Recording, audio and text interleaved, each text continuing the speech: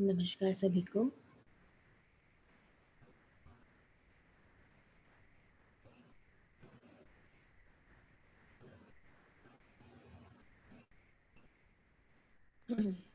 Nandini, can you hear me? Yes, Pariti. Okay.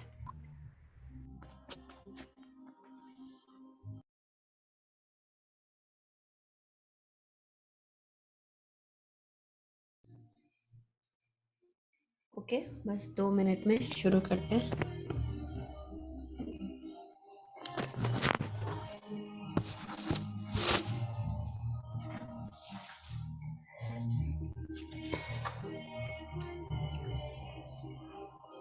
I'm just gonna play music and see if you can hear my voice.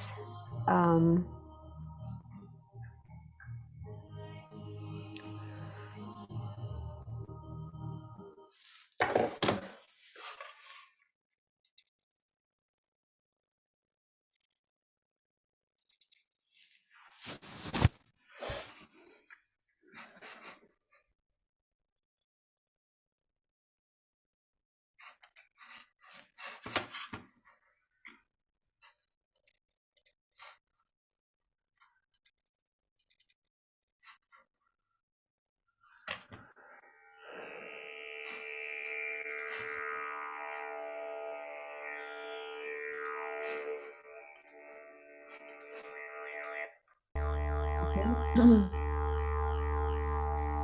हम ध्यान शुरू करते हैं।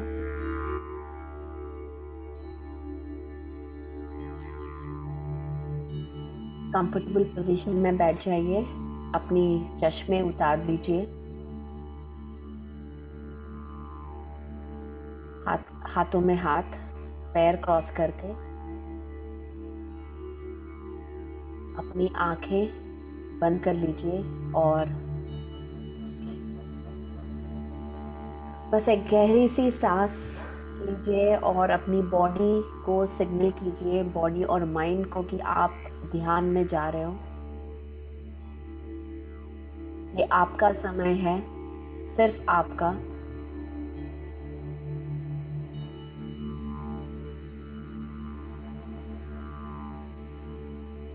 ना कोई मंत्र, ना कोई भगवान, कोई चित्र मन में कुछ नहीं है, सिर्फ आप और आपके श्वास।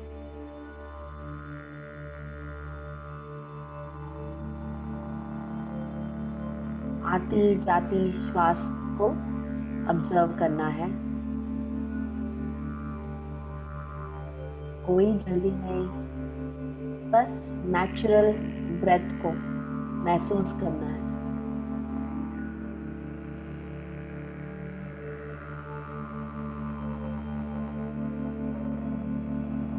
इस ध्यान में हम वहीं जा रहे हैं, वहां जहां पे हमारी असली घर है, जहां से हम आए हैं।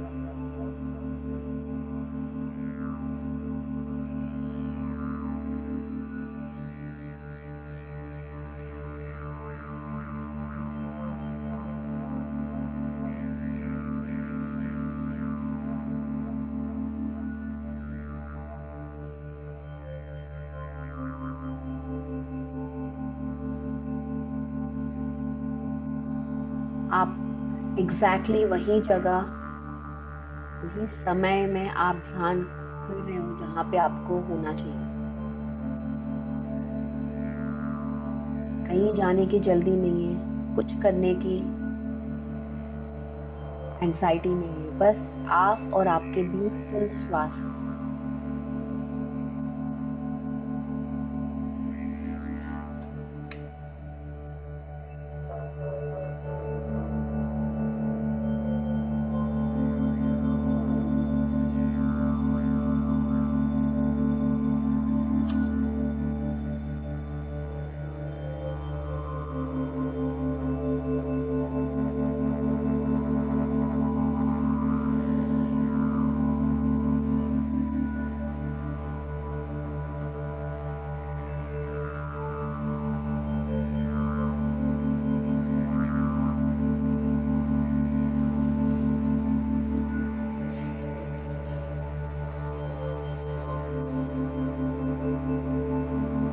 महसूस कीजिए अपने चेस्ट को हर एक ब्रेथ के साथ जब मूव कर रहा है ऊपर और नीचे। महसूस कीजिए अपने स्टमक एरिया को, अपने बेली को।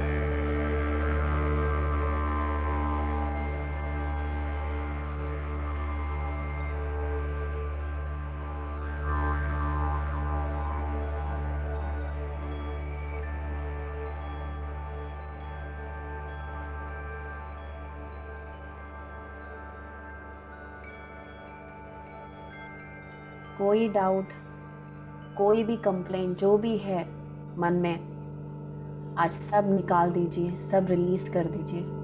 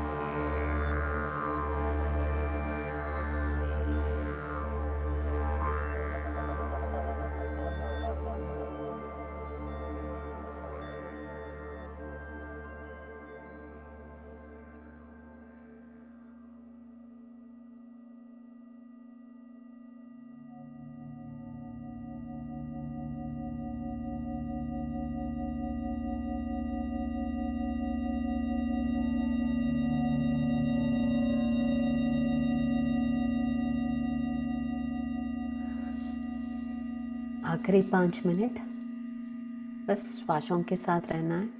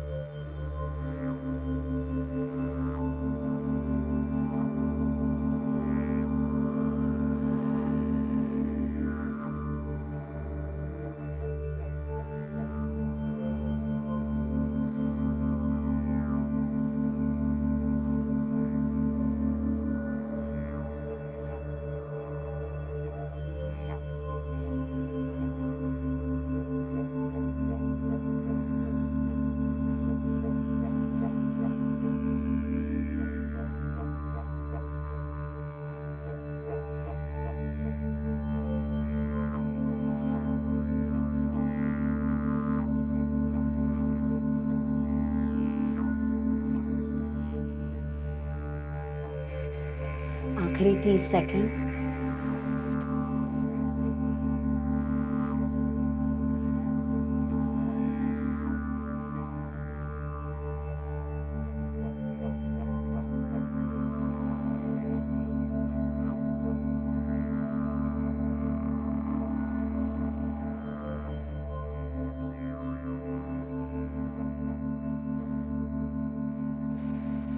10 सेकेंड।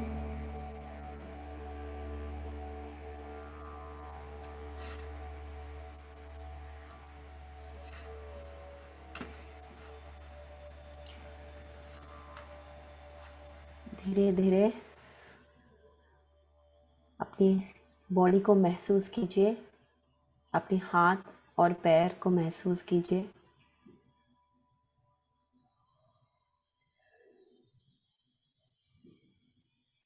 अपने सराउंडिंग और अपने बॉडी को के वापस आ जाइए। धीरे धीरे अपने अगले श्वास के साथ दोनों हाथों को साथ ले आके अपनी आँखों पर रखिए।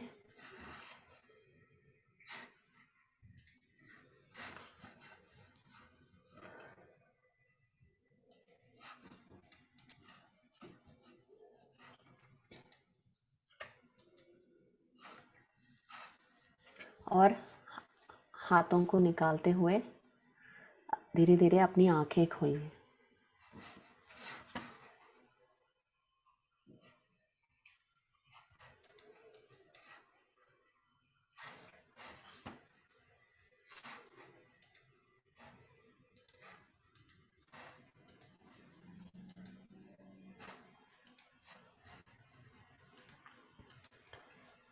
Welcome back.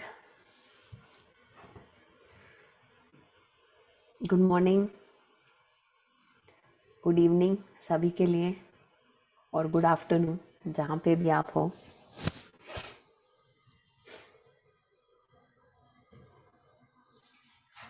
ये जो म्यूज़िक मैंने रखा है ये असेंशन कोड्स का म्यूज़िक है, जो रे चंद्रन का म्यूज़िक है। ये एक्चुअली अपने अंदर का डीएनए कोड्स एक्टिवेट करने के लिए है। नेक्स्ट टाइम पूरा म्यूज़िक करेंगे, ओनली म्यूज़िक। 30 मिनट्स का है ये। तो वेलकम बैक। आई होप कि आप सब आज अच्छा फील कर रहे हो। किसी के लिए वेडनेसडे है, आज ट्यूसडे है हमारे लिए।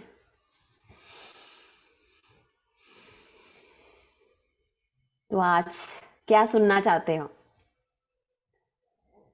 कुछ क्वेश्चंस है, आज कुछ क्वेश्चंस है तो हम डेफिनेटली लेंगे। ये म्यूजिक एक्चुअली मैं शेयर नहीं कर पाऊंगी क्योंकि ये उनकी पोर्टल में है। ये अनफॉर्चुनेटली आई कैन यूट्यूब में नहीं है शेयर करने के लिए। एक काम करती हूँ, आपको जो मैंने दिखाए हैं, बहुत सारे ईटीज के नाम लिए हैं, उनके पिक्चर्स देखना चाहते हैं आप कि कैसे दिखेंगे? कि शायद कई लोगों के लिए गाया टीवी शायद अवेलेबल नहीं है, तो मे बी उनके जो पिक्चर्स है थोड़े मैं आपके साथ शेयर करूंगी। Okay, Mandeep is saying yes, Humera is saying yes. ठीक है, तो पहले उसके साथ शुरू करते हैं। Want to know about science of time? Oh yeah, science of time, उसके बाद साइंस ऑफ टाइम में जाएंगे क्योंकि पैरेलल रियलिटीज और साइंस ऑफ टाइम सब एक साथ है। यस मीना जी, आज हम टाइम के बारे में बात करेंगे और थोड़ा साइंस है उसमें, but will see, I be able to explain. Okay, तो मैं शेयर करूंगी। पहले उनको देखेंगे, पहले मैं हिस्ट्री का एक बार हिस्ट्री फिर से शुरू करेंगे, अर्थ हिस्ट्री का। हमारे अर्थ के ऊपर पहले अर्थ को कैसे, ये थियोरी है या ये स्टोरी है या ये कैसे आया, ये सब इंफॉर्मेशन चैनलिंग के थ्रू, बुक्स के थ्रू ये इंफॉर्मेशन हमारे पास आया है। ये है कि हमारे जो अर्थ है, पहले हमारे पास 2 मून हुआ करते थे, एक नहीं। और ये जो हमारा मून है ये आर्टिफिशियली ऑर्बिट में लगाया गया है, पहले था नहीं। ये किसी और सोलर सिस्टम का मून है जो लेके आए थे। पहले आपको पता है मार्स में जीवन होता था, अर्थ जैसा है, मार्स था। कई लोगों को मैंने यहाँ पे उनके एक्सपीरियंसेस या उनको मिला है जो मार्स पे उनका जन्म था। तो बहुत सारे लोग मार्स में जन्म लिए हैं, पर वहां पे वॉर्स हुए हैं, तो अभी वहां पे लाइफ नहीं है। पर मार्स में पहले लाइफ हुआ करता था, और कॉलिशन के थ्रू, ये वॉर्स के थ्रू अर्थ भी डैमेज हुआ था। तो इसको स्टेबल करने के लिए, ग्रेविटेशनल पुल के लिए, दूसरा सोलर सिस्टम का मून लेके आके इधर रखा है। आपको पता है एक चीज, अर्थ जब घूमता, अर्थ अपने आप में रोटेट करता है, राइट? पर मून मून जो है अर्थ के ऐसे घूमता है, वो ऐसे अपने रोटेट नहीं करता है। मतलब जो मून हमको देखते हैं, सिर्फ एक साइड ही देखते हैं हम, ये साइड को नहीं देखते हैं हम कभी, क्योंकि वो रोटेट नहीं करता। इसको dark side of the moon कहते हैं। और ये dark side of the moon में बहुत सारा एक्टिविटी होता है। इसको लूनर कमांड सेंट्रल कहते हैं।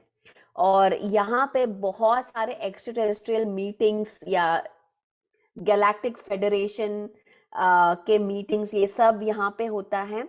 और यहाँ पे एक पीस ट्रीटी, जैसे हमारे अर्थ पे ट्रीटीज होते हैं, वैसे ट्रीटी यहाँ पे लिया गया है कि कोई अर्थ पे अटैक नहीं करेगा। तो इसीलिए, क्योंकि अर्थ के बहुत क्लोज है मून, तो इसके ऊपर ऐसा ट्रीटी है। तो ये है, आई मीन आज और थोड़ा और डाइव करेंगे इस इंफॉर्मेशन में, आपको दिखाऊंगी। तो मून बहुत एक्टिविटीज होते हैं जो मून पे जाते हैं। आप बोलते हो पर ये एस्ट्रोलॉजर्स तो मून, एस्ट्रोनॉमर्स तो मून पे गए हैं, उन्होंने तो कुछ नहीं कहा है। नासा का पिक्चर्स आए हैं, बहुत सारा है, ये हम क्या सुन रहे हैं? तो मून के बारे में आप डिग करेंगे तो बहुत ज्यादा रिसर्च मिलेगा। जो मून का लैंडिंग, जो एस्ट्रोनॉमर्स जाते हैं, उनको उन वहां का परमिशन नहीं है एक्सट्राटेरेस्ट्रियल से, तो उनको लैंड नहीं करवा देंगे।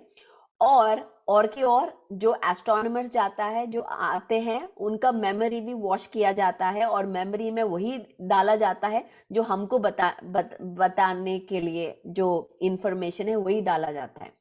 तो ऐसा, अगेन ये सारी चीजें हैं जो मैं बता रही हूँ, बहुत ही ज्यादा कंट्रोवर्शियल हो सकते हैं। अगर हम बाहर बात करेंगे, इस जूम से बाहर बात करेंगे तो। पर मैं सिर्फ अकेली नहीं हूँ, ये इंफॉर्मेशन बहुत कॉमन है। सबको, सारे स्पिरिचुअल कम्युनिटी, मेटाफिजिकल कम्युनिटी को पता है। आप एक बार मून के बारे में, dark side of the moon या एक्टिविटीज, ये सब डालेंगे तो बहुत ज्यादा इंफॉर्मेशन मिलेगा आपको। तो आप खुद ही फाइंड आउट करो। तो ये है मून का बात, मून की बात। तो अर्थ पे, जब अर्थ में मेनली एक मेटल ढूंढने के लिए अर्थ पे आए थे, वो है गोल्ड। आपको पता है गोल्ड सिर्फ शाइनी ऑब्जेक्ट नहीं है जो हम पहनते हैं डेकोरेशन के लिए। गोल्ड ब्यूटी के लिए, गोल्ड एक इंटरडिमेंशनल मेटल है जो कि बहुत ही वैल्यूबल है अदर डिमेंशंस में, क्योंकि गोल्ड वो ट्रैवल करता है इंटर डिमेंशंस। तो गोल्ड के लिए ढूंढते हुए अर्थ पे आए थे, और गोल्ड माइनिंग के लिए उनको लेबर चाहिए थी। तो इसी के लिए ह्यूमन बीइंग्स को क्रिएट किया था। और ह्यूमन बीइंग्स कैसे आए? डीएनए मॉड्यूलेट किया था, जो उनके एक्स्ट्राटेरेस्ट्रियल्स के डीएनए है, उसको ऑल्टर करते हुए ह्यूमन बीइंग्स को बनाते आए। तो ह्यूमन बीइंग्स का बहुत ज्यादा, एक आई थिंक 13 क्रोमोसोम्स जितना जंक डीएनए माना जाता है, पर वो जंक नहीं है, वो एक्चुअली बहुत ज्यादा इंफॉर्मेशन है। तो आपको दिखाती हूँ कौन ये इनिशियली कौन आया, क्या कहा जाता है। इनको जो बोलते, इनको कहते हैं अनुनाकी। ओके, अनुनाकी, आप सुने होंगे इसके बाद कई लोग इनके नाम, जो पहले अर्थ पे आए थे। और उसके साथ साथ ही रेप्टिलियंस भी आए थे, पर वो रेप्टिलियंस एक्चुअली ह्यूमन बीइंग्स को हेल्प कर रहे थे। मैं आपको उनका जो शक्ल शेयर करूंगी। ये मैंने थोड़े स्क्रीनशॉट्स लिए हैं आपके लिए। ओके, सो ये लेफ्ट साइड जो है, ये है रेप्टिलियन, जो कि एक्चुअली विमेन को एम्पावर करते हो, विमेन को एक्चुअली सिखाया इमोशंस को कैसे कंट्रोल करना है। क्योंकि ह्यूमन बीइंग्स को इन्होंने क्या देखा है कि ह्यूमन बीइंग्स को मेनली क्यों वीक है, क्योंकि वो इमोशंस को कंट्रोल मैनेज नहीं कर पाते थे।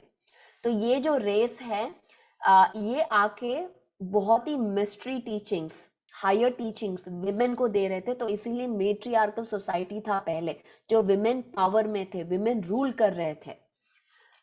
उसके बाद और रेसेस आए जो ऑफ कोर्स विमेन को सप्रेस करना चाहते हैं, विमेन पावर को दबाना चाहते हैं, तो इसीलिए मेट्रियार्कल बना दिया गया। बेबीलोनियन से मनी का इंट्रोड्यूस किया गया है, जो पूरा पावर एलीट के पास माइंड गेम्स वो सब करके चला गया।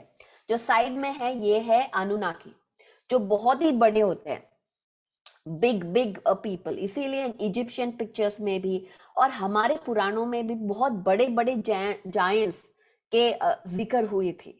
तो वो है अनुनाकी। कई राक्षस हमारे इवन टेम्पल्स में, कितने टेम्पल्स में नाग जैसे रेप्टिलियन जैसे पिक्चर्स है, अगर आप देखेंगे तो वो सब क्या है, जो नाग देवता को क्यों पूछते हैं हम, वो रेप्टिलियन है। तो ये सारा, ये पूरा एविडेंस हमारे पास है, ये लोग यहाँ पे है, इन्होंने क्या किया है, पूरा एविडेंस। दूसरा मैं दिखाती हूँ आपको, एक और पिक्चर है अनुनाकी का, एसएर भी कहते हैं, जो बहुत बड़े हैं, जो उन्होंने सिटीज बनाए, सिविलाइजेशन को क्रिएट किया है।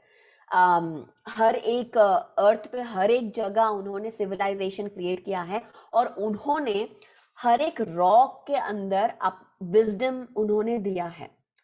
हर एक रॉक, हर एक रिवर के अंदर उन्होंने विजडम छोड़ के गए हैं, जो कि हमारे पूरा ये जो ब्रह्मांड का इंफॉर्मेशन हमारे आसपास ही है, बस उनको हमको टैप करने की जरूरत। कैसे करेंगे, ध्यान के साथ। ये जो पिरामिड बिल्डर्स कौन है, पिरामिड्स के बारे में बात करेंगे। पिरामिड आर्किटेक्ट्स कौन है, वो है सीरियंस। सीरियस के प्लैनेट से आते हैं या स्टार सिस्टम से आते हैं, वो है ये, जो कि आर्किटेक्ट्स है, मतलब डिजाइन करते हैं। और पिरामिड जो शेप है वो एक्चुअली ये जो स्पिरिचुअल कनेक्शन, ये जो इंटरडिमेंशनल पोर्टल्स हुआ करते थे, सारे जो स्टोन सर्कल, स्टोन हेंज, या ये सारे जो बड़े बड़े मोनोलिथिक स्टोन्स होते हैं, ये सारा स्टोन सर्कल्स एक्चुअली एयरपोर्ट्स की तरह है, पोर्टल्स की तरह है, जो ट्रैवल करने के लिए यूज किए जाते थे। तो ये है सीरियंस। आप देखिए इनका जो स्कल बहुत बड़ा है, इसके बारे में हमने बात किया था चक्रास के क्लास में, कि स्कल जब ये अर्थ पे भी, धरती पे भी आए थे, तो ऐसे ही उनका स्कल इजिप्शियंस में बहुत हम देखते हैं, इनका स्कल इतना बड़ा होना। सो ये है आर्किटेक्ट्स, ये बिल्डर्स नहीं है, बिल्डर्स है ये अनुनाकी, जो बिल्ड करवाते हैं ह्यूमन बीइंग से, और ये है जो रूल करते थे। और बहुत सारा ब्रीडिंग भी होता था, मतलब गॉड्स, इनको अगर हम गॉड्स समझें तो गॉड्स और ह्यूमन बीइंग्स के बीच में ब्रीडिंग होता था, और उनके हाइब्रिड ह्यूमनॉइड कहते हैं, वो हमारे साथ थे।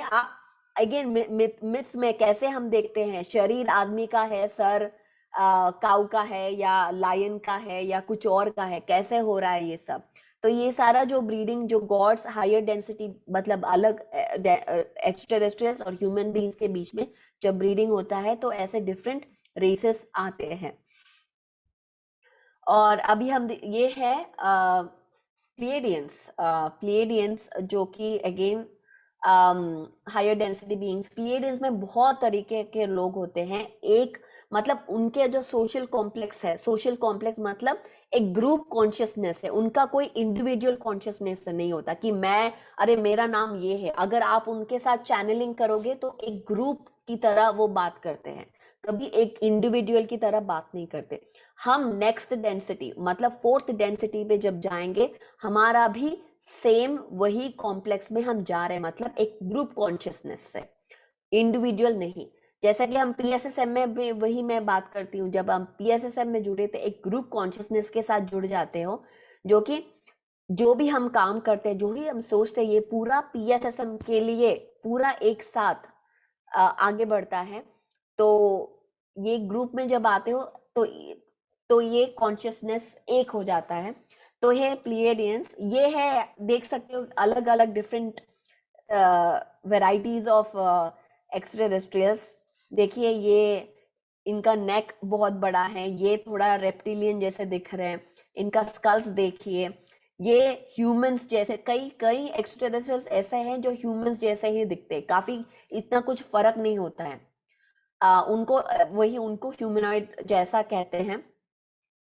बहुत सारे ड्रकोनियंस भी ह्यूमंस जैसे, और सारे रेप्टिलियंस बैड नहीं होते हैं। मतलब ये नहीं सोचना जरूरी है कि ओ सारे रेप्टिलियंस गलत है, सारे ड्रकोनियंस बैड है। उनमें भी बहुत सारे बीइंग्स हमको हेल्प करने आए हैं यहाँ पे। एक शो है इंटरव्यूज विद एक्स्ट्रा डिमेंशंस, गाया टीवी में, तो बहुत सारे एक्स्ट्रा डिमेंशंस के साथ चैनलिंग का मैसेजेस है उनमें। वो मैं शेयर नहीं कर सकती क्योंकि जूम में हम नहीं कर सकते, बट डेफिनेटली अगर आपको गाया टीवी एक्सेस है तो देखिए। दूसरा, गैलेक्टिक फेडरेशन के बारे में आप सुने हुए होंगे कि एक गैलेक्टिक फेडरेशन है जो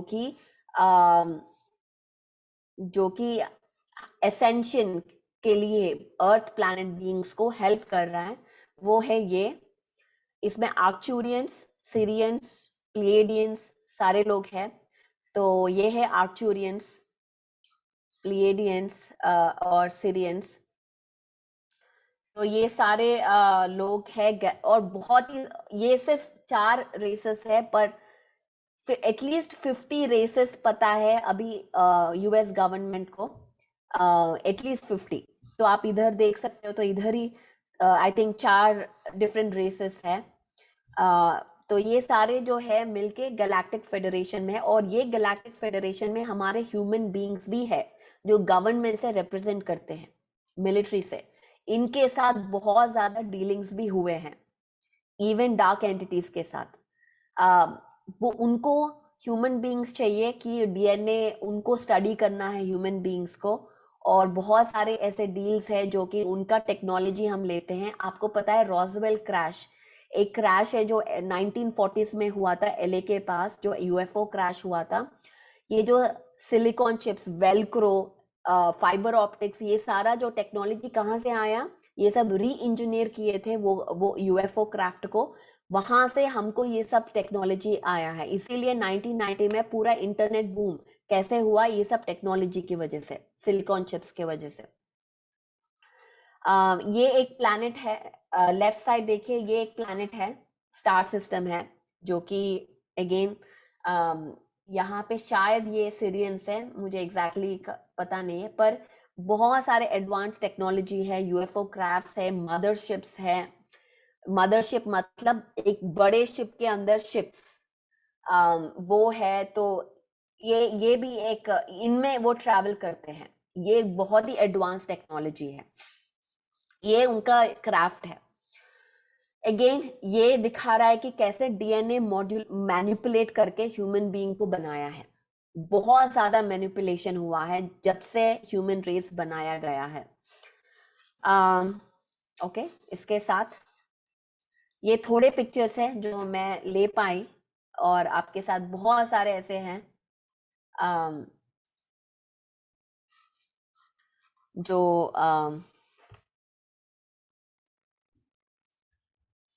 जो इसके बारे में है।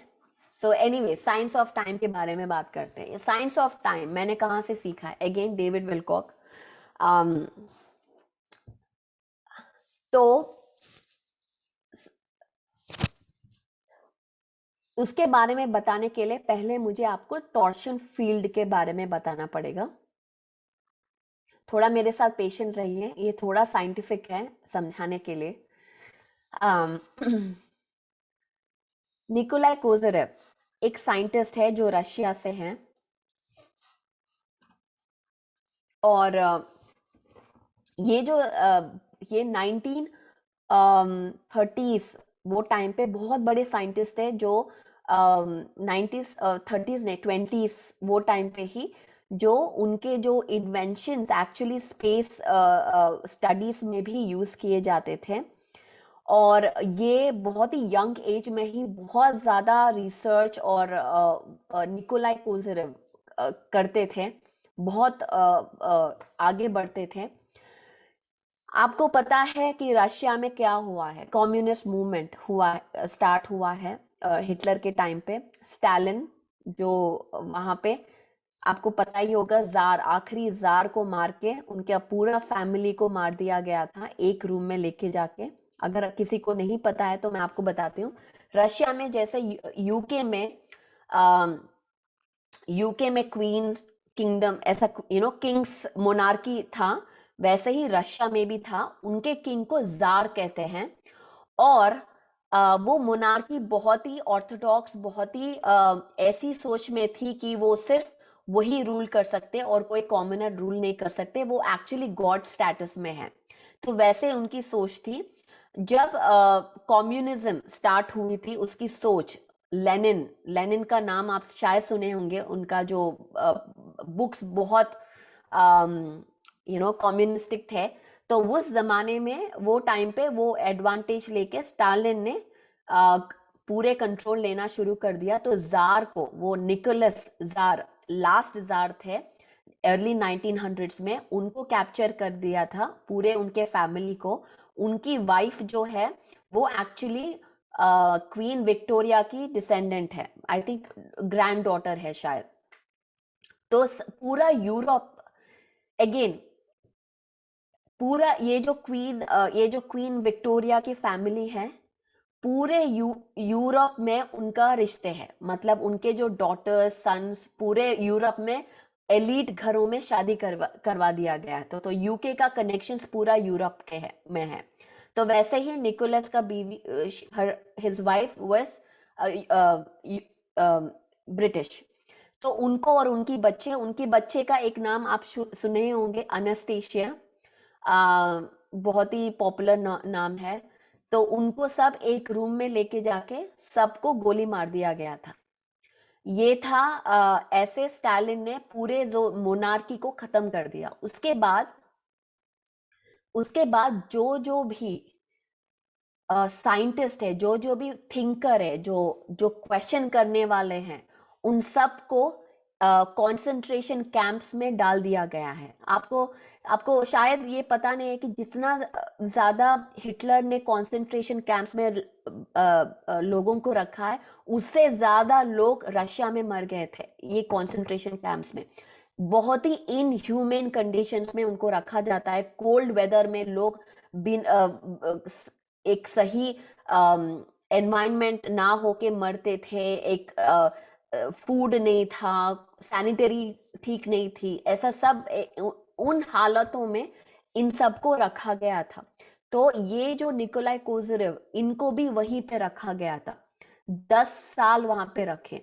और इन सालों में, इन एक्सट्रीम कंडीशंस में, उनको एक एपिफनी हुई, मतलब एक स्पिरिचुअल वेकनिंग हुई।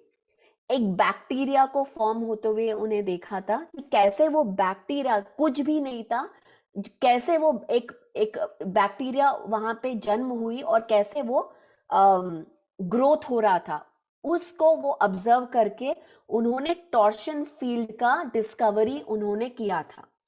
टॉर्शन फील्ड, जब टॉर्शन फील्ड की बात करते हैं, ये है, उन्होंने ये फाउंड आउट किया कि एनर्जी जो है, प्राणा जो है, वो टॉर्शन फील्ड्स में, जैसे मतलब एक वर्लपूल की तरह, उल्टा फनल की तरह एनर्जी मूवमेंट होता है। इसको हम टॉर्शन फील्ड कहते हैं, स्केलर फील्ड कहते हैं, प्राणा कहते हैं, ची कहते हैं, कॉस्मिक एनर्जी कहते हैं।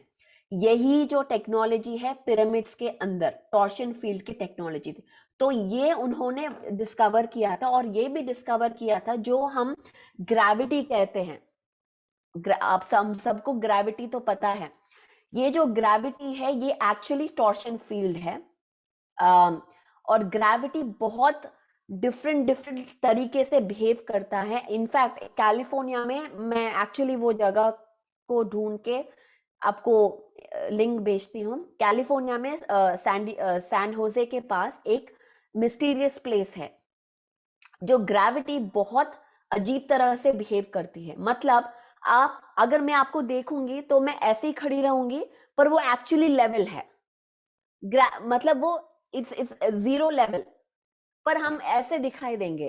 तो ग्रेविटी कुछ अलग तरीके से बिहेव करती है। मतलब ग्रेविटी एक्चुअली जो हम सोचते हैं, कई जगहों में लॉ ऑफ फिजिक्स को वो डिफाई करता है। तो ये बियॉन्ड अंडरस्टैंडिंग के साइंटिस्ट अभी तक उसके बारे में कुछ बता नहीं पाए क्यों ऐसा हो रहा है। कुछ थियरी से इलेक्ट्रोमैग्नेटिक ऐसा है वैसा है, पर रियली कुछ हमको नहीं पता। यहाँ पे पूजा ने कहा, there similar place in Victoria where there is no gravity. Yes, so कई सारे हमारे जो अर्थ पे प्लेसेस है जो ग्रेविटी अलग तरीके से बिहेव करता है। Pooja, if you can share that link it would be great, so we can put that as a resource for our students. So उन्होंने क्या कहा, जो ग्रेविटी है वो टॉर्शन फील्ड है, और वो घूम ऐसे टॉर्शन फील्ड की तरह घूमता है। और लेविटी, लेविटी क्या है, आप जब कार में जाते हो, ओके, कार में जब स्पीडली जाते हो और दूसरी कार ऑपोजिट जाती है, तो आपको पता नहीं चलता कि वो गाड़ी भी जा रही है, मतलब साथ में जा रही है। आप स्टेशन जैसा आपको महसूस होता है। पर सडनली अगर कार को ब्रेक किया है तो आपको ऐसा झटके से ऐसा आगे आते हैं। तो मतलब एक और फोर्स, एक ग्रेविटी का एक और फोर्स पुश कर रहा है आपको, इनर्शिया, ये पुश कर रहा है। ये है पुश एंड पुल का जो सेम फोर्स है, वो लेविटी है। ओके, ग्रेविटी का ऑपोजिट फोर्स लेविटी है। लेविटेशन, लेविटी मतलब लेविटेशन, जब हम ये ग्रेविटी की एनर्जी को ऑपोजिट और ज्यादा मैच करते हैं तो लेविटेट होते हैं फ्रीक्वेंसी शिफ्ट के वजह से। तो ये है ये है लेविटेशन और ग्रेविटी का साइंस। वैसा ही उन्होंने ये भी डिस्कवर किया कि टाइम जो है, टाइम एक्चुअली, ये सिर्फ उन्होंने नहीं, बहुत ज्यादा इंफॉर्मेशन है चैनलिंग के थ्रू आया, बुक्स में लिखा गया कि, और ये साइंटिफिकली प्रूव भी किया है कि टाइम एक्चुअली रिलेटिव है। टाइम आप अगर देखेंगे, अगर आप टाइम के पास, मतलब क्लॉक एक्चुअली अगर किचन में है क्लॉक, तो हमेशा वो थोड़ा आगे या पीछे हो जाता है। आपको हमेशा वो सेट करना पड़ता है सही टाइम पे क्लॉक में। आप ये नोटिस कीजिए, मतलब कोई हॉट टेम्परेचर होता है तो क्लॉक एक्चुअली टाइम चेंज हो जाता है। तो ये आप डेफिनेटली ऑब्जर्व कीजिए कि किचन के पास आप एक क्लॉक रखिए और देखिए कि कब वो शिफ्ट होता है।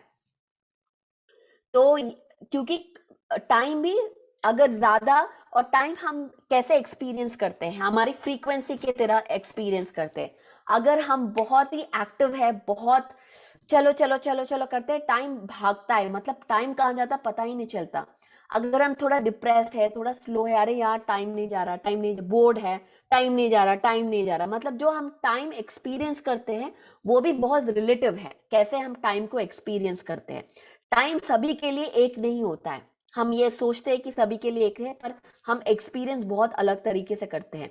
और टाइम एक लीनियर फैशन नहीं है, मतलब सुबह रात ऐसा नहीं है। टाइम एक्चुअली आप ऐसा सोचिए, एक प्रोजेक्टर में, प्रोजेक्ट में अगर फिल्म है, ओके, फिल्म, वो फिल्म का अगर आप वो क्या कहते हैं उसको, जो स्ट्रिप होता है जो एक्चुअली प्रोजेक्टर में डालते हो, रील। हाँ रील, यस रील। तो रील एक्चुअली हम एक एक रील, एक एक फ्रेम को हम देख रहे हैं, तो इसीलिए ऐसा लगता है कि वो लीनियर है, पर एक्चुअली पूरा सारे जो सीन्स एक साथ चल रहे हैं। तो वैसा ही टाइम भी, सारे जो time lines, past present future, कल आज नेक्स्ट सेकेंड पास्ट सेकेंड, सब एक साथ चल रहा है। ऐसा नहीं कि पास्ट प्रेजेंट और फ्यूचर एक लीनियर फैशन है। ये सिर्फ 3 डायमेंशनल में हमें हमें ये अंडरस्टैंडिंग के लिए ऐसा ऐसा हम देखते हैं एक फिजिकल डिमेंशन में। पर आप जब 4th dimension, 5th density, higher densities में जाते हो, टाइम आप किसी भी टाइमलाइन में जंप कर सकते हो। जैसे अगर अगेन आप इंटरस्टेलर देखे होंगे तो बहुत ब्यूटीफुली इसको दिखाया गया है। बहुत सारे क्या होते हैं, ये सारे जो इंफॉर्मेशन, जो रियल इंफॉर्मेशन बहुत सारे ऑथर्स को, मूवी डायरेक्टर्स को ये लोग क्लासिफाइड इंफॉर्मेशन रिवील करते हैं फिक्शन की तरह दिखाने के लिए, सो दैट हम ये फिक्शन मान के बैठ जाते हैं। पर बहुत सारे ये मूवीज में एक्चुअली ट्रूथ दिखाया गया है। ये सब अगेन हमें मैनिपुलेट करने के लिए ऐसा फिक्शनल मूवीज में बताया जाता है। सो टाइम पास, हम कभी भी हमारे टाइमलाइन को, आपको पता है एक फेरी सर्कल होता है, बहुत सारे बुक्स में ऐसा लिखा गया कि, again I wish I had a picture to show you, वो जो सर्कल है ऐसा, बुक्स में अगेन बहुत रिसर्च में कहा गया कि वो फेरी सर्कल, अगेन फेरी यूके, ऐसा बहुत सारे आयरिश स्टोन सर्कल्स जहां पे हैं, अगेन ऑस्ट्रेलिया में भी शायद होंगे। आप जब एंटर होंगे तो एक पूरी दूसरी टाइमलाइन में आप चले जाओगे। तो बहुत सारे हमारे बीच में ऐसे हैं जो फ्यूचर से आए हुए हैं, कि टाइम ट्रैवलिंग एक्चुअली एक साइंस है। पर आप अगर सोचेंगे अरे मैं टाइम ट्रैवल करके कुछ चेंज करूंगा, तो एक्चुअली आप जब चेंज करेंगे या कुछ करेंगे तो दूसरे टाइमलाइन, दूसरे अर्थ में चले जाएंगे। बहुत सारे अर्थ्स है जो डिफरेंट डिफरेंट टाइमलाइंस में चल रहा है। ऐसा भी एक अर्थ है जहां पे हिटलर जीत गया और अमेरिका हार गई, और वहां पे क्या होता है, इनफैक्ट ऐसा एक शो भी है प्राइम टीवी में, आई आई फॉरगॉट द नेम, अगर आप देखना चाहते हो तो ऐसे बहुत सारे ऐसे इसी को पैरेलल रियलिटीज या ऑल्टरनेट रियलिटीज भी कहते हैं इनको, इन फिनोमिनन को। ये थोड़ा कॉम्प्लेक्स हो जाता है समझने में कि कैसे सभी, मतलब सोचिए इस पल में आपका पास्ट और आपका फ्यूचर एक साथ हो रहा है। आपकी जब अवेयरनेस बढ़ जाती है तो आप ये सब प्रोसेस करने के लिए इजी, हमारी अवेयरनेस जहां पे है, हम वहीं पे उसी को एनर्जाइज करते हैं, um, उसी को एनर्जाइज करते हैं। तो ये है टाइम के बारे में, जो टाइम बहुत रिलेटिव है, टाइम एक्सपीरियंस हम बहुत अलग अलग तरीके से करते हैं। और एक और चीज है, जब आप फियर में होते हो तो टाइम नहीं है, टाइम नहीं है, परी टाइम नहीं है, बिल्कुल टाइम नहीं है मेरे पास, मुझे भागना है, ये करना है, वो करना है, टाइम नहीं है। टाइम नहीं है क्योंकि आपके अंदर एंजाइटी, फियर, ये सारी जो इमोशंस है बहुत स्पेस ले जाता है, और टाइम को आप एक लैक माइंडसेट में चले जाते हो, तो टाइम को एक लैक महसूस करते हो। जब आप फ्रीली, बिना टाइम को माइंड में रखते हुए जब आप काम करते हो, एंजॉय करते हो, कंपैशन, ग्रैटिट्यूड में रहते हो, आपके पास इतना टाइम होगा। आप एक्सपेरिमेंट करके देखिए। इसीलिए मैं कहती हूँ जो जो ये एक एक्सरसाइज है, नॉर्मली मैनिफेस्टेशन में कहती हूँ मैं, आप एक 10 चीजों का लिस्ट बनाइए जो कि आपको बहुत रेसिस्टेंस देता हो। उनको कॉल करना है यार, उनको उनको तो ये मामा जी को कॉल करना है पर नहीं होता, कल करते हैं, आज मैं बिजी हूँ, वो टाल जाता है। या ये क्लोजेट को क्लीन करना है, किचन को क्लीन करना है, बहुत दिनों से पड़ा है, करना है। जो चीजें ऐसा करना है बोल के आप टाल रहे हो, वो सारे चीजों का एक लिस्ट बनाइए। टॉप 3, उसके उस लिस्ट में टॉप 3 लेके उसको खत्म कर दीजिए। कल सुबह, आज सुबह आपको ये क्लास के बाद, जो इंडिया में है या यूएस में है, जो कल सुबह आपको ये होमवर्क करना है। ओके, ये होमवर्क है आपका। ऐसे ही बस क्लास में नहीं आना है, होमवर्क खत्म करके ही आना है इधर। ओके, टॉप 3 चीजों को, जो जिम जाना है, क्लीन करना है, ये करना, जो भी उनको कॉल करना है, ईमेल भेजना है, जो भी प्रोजेक्ट आप होल्ड पे रखे हो, वो निकाल के आपको खत्म करना है। जब वो आप खत्म कर देंगे, आप देखेंगे कि इतना स्पेस मिल जाएगा फाइनली। अरे यार, मैं क्यों फालतू में ये स्ट्रगल कर रहे थे, क्योंकि ये जो आप करते हो, ये आपको पूरी अदर एरियाज में इफेक्ट करने लगता है, आपके करियर में, आपके जो वर्क में, आपके रिलेशनशिप्स में इफेक्ट करता है। ये बहुत ही आप ट्राई कीजिए, ये होमवर्क है। टॉप 3 पूरा लिस्ट बनाइए 10 चीजों का, जो आप टाल रहे हो, जो आप नहीं कर रहे हो, जो आप किसी चीज की वजह से, कोई भी चीज हो वो, टॉप 3 थिंग्स को लेके आपको खत्म करना है। ओके, एटलीस्ट शुरुआत करना, अगर वो बड़ा प्रोजेक्ट है तो एटलीस्ट शुरुआत करना है। तो ये जब आप करेंगे, इसीलिए जब आपको ऐसा लगता है कि टाइम नहीं है, बहुत स्ट्रगल हो रहा है ये करने के लिए, तो आप बैठ के पूरा वो फर्स्ट वो सब स्टॉप करके बैठ के सोचिए, क्या आप टाल रहे हो, क्या आप किस चीज का फियर है आपको। ये एक्चुअली सीक्रेट है मैनिफेस्टेशन का, बाय द वे, क्योंकि टाइम बहुत ही रिलेटिव है, टाइम एक इल्यूजन है, टाइम तो एग्जिस्ट नहीं करता है। सो आप की फ्रीक्वेंसी जब हाई होती है तो टाइम, आप जितना आप क्रिएट करते हो टाइम, इसीलिए मुझे सब पूछते हैं परी तुम बहुत बिजी होते हो, शायद I don't know, I thought you are busy. मैं कहती हूँ अगर वो इंपॉर्टेंट है तो आई क्रिएट टाइम, मैं टाइम क्रिएट करती हूँ, तो मैं कभी बिजी नहीं होती हूँ, तो हमेशा productive, know busy, I will never be busy, only being productive. क्योंकि बिजी के नाम पे एटलीस्ट करियर वुमेन या जो भी हमारे अभी प्रोफेशनल्स, बिजी होना एक ऑनर की तरह मानते हैं, मतलब यार हम बहुत बिजी है यार, मतलब बहुत इंपॉर्टेंट हूँ, बहुत ये हूँ, बहुत वो हूँ, कैलेंडर में टाइम ही नहीं है, पूरा वीकेंड बिजी है, मतलब इतने सारे, मतलब वो कहता है कि इतने सारे फ्रेंड्स है, मैं इतना बिजी हूँ। सो एक्चुअली वो ही अपने आप को ट्रैप में क्रिएट कर रहे हैं। बिजी होना एक बैज ऑफ ऑनर नहीं है, प्रोडक्टिव होना, आप कितना प्रोडक्टिव हो, आप कितना एम्पावरिंग चीजें कर रहे हो, वो आप देखिए। सो जब आप बोलते रहोगे बिजी हूँ बिजी हूँ बिजी हूँ, टाइम नहीं है टाइम नहीं है, वो एक लैक मेंटालिटी में लेके जाता है आपको, लैक माइंडसेट में। तो इससे बाहर आना, पहले अपना वर्ड चेंज करना है, कुछ भी मैं बिजी नहीं हूँ, ये इंपॉर्टेंट अगर है तो मैं टाइम क्रिएट करूंगी, ऐसा हमारे बातों को भी चेंज करना है। अगेन हमारे वर्ड्स बहुत पावरफुल है, हमारे सोच के साथ वर्ड्स भी मैच करना चाहिए। तो बहुत सारा इंफॉर्मेशन है, पैरेलल रियलिटीज या ऑल्टरनेटिव, ये सारी चीजें हैं।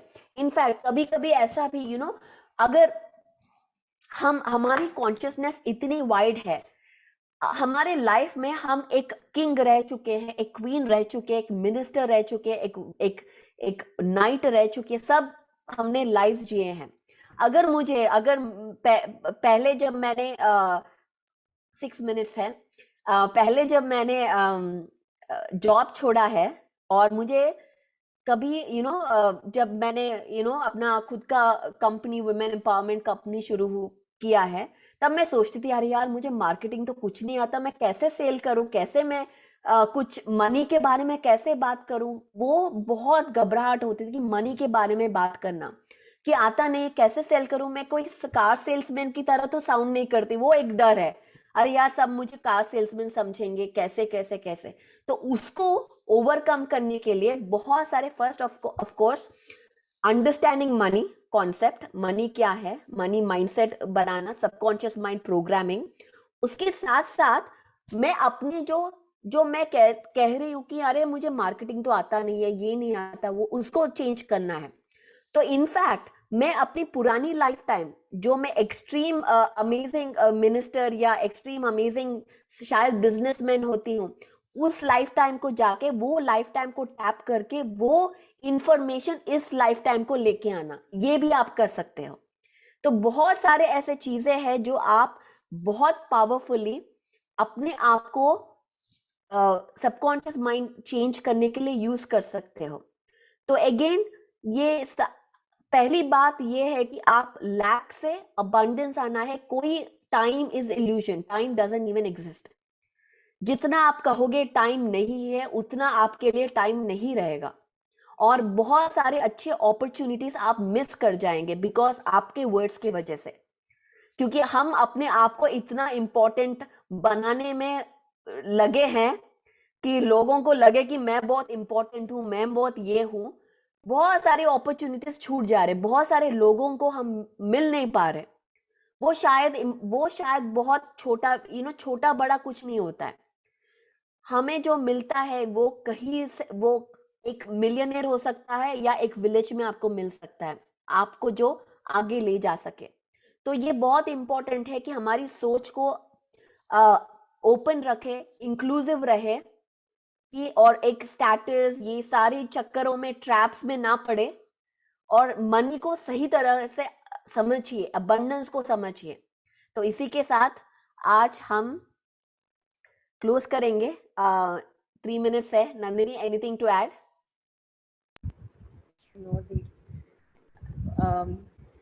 सभी पार्टिसिपेंट्स बहुत ही आई थिंक बहुत ही अच्छा लग रहा है उनको ये सारी जानकारी लेके, एंड बहुत सारे मिथ्स वगैरह सब यू नो क्लियर हो रहे होंगे. सो किसी का अगर कोई क्वेश्चन है तो 2 जैसे मिनट है, अगर किसी को क्वेश्चन है, कुछ कहना है.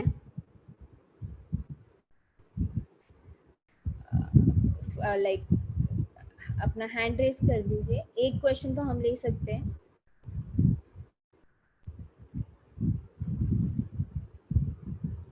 आई थिंक अभी आज क्या है, 11 दिन है, राइट? 11th day. तो 13th डे. ओ, ऑलमोस्ट 1 week मोर, 8 days मोर. ओके. सो या सभी का मैं मैसेजेस पढ़ रही हूँ, बट ऐसा बहुत ज़्यादा इंफॉर्मेशन है जो मैं पूरी रात बात कर सकती हूँ इसके बारे में. आप सुन सकते हो तो, बट सीरियसली ये सब सुनने के लिए अच्छा है, बट प्रैक्टिस करना ही मेन इंपॉर्टेंट चीज है. 2 minutes है. Yes, Sonal ji, please unmute yourself.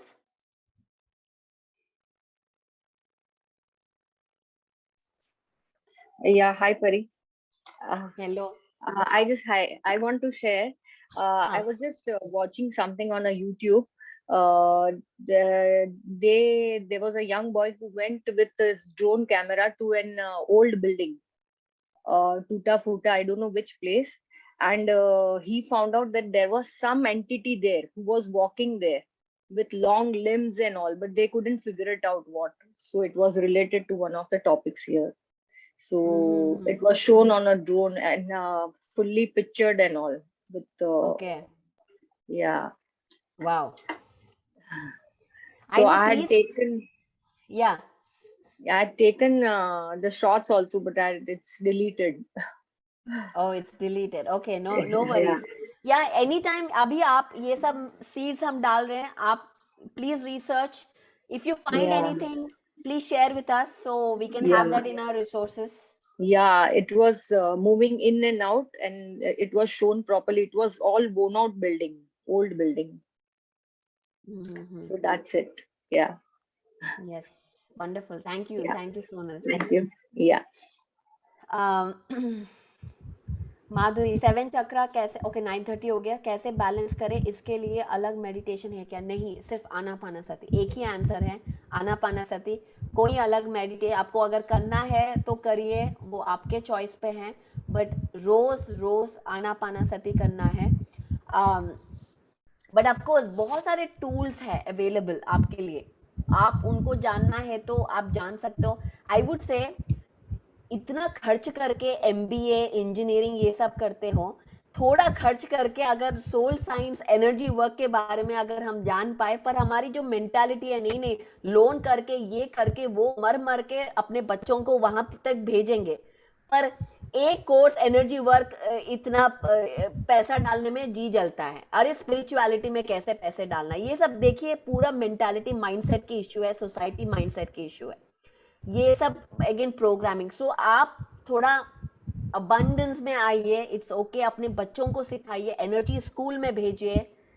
They will flourish. They will जो इंजीनियरिंग करते हैं तो शायद उनको जॉब का गारंटी भी नहीं होगा, पर अगर वो सोल साइंस सीखेंगे, ये सब सीखेंगे, तो वो खुद जॉब्स क्रिएट करेंगे, वो खुद एंटरप्रेन्योर्स बनेंगे और दूसरों को जॉब्स देंगे. तो anyways, thank you so much. मैं इसके बारे में ऑन एंड ऑन हो जाऊंगी. कल बात करेंगे मे बी मनी माइंडसेट के बारे में. तब तक thank you. Good day, good night, और या हैव फन. बाय.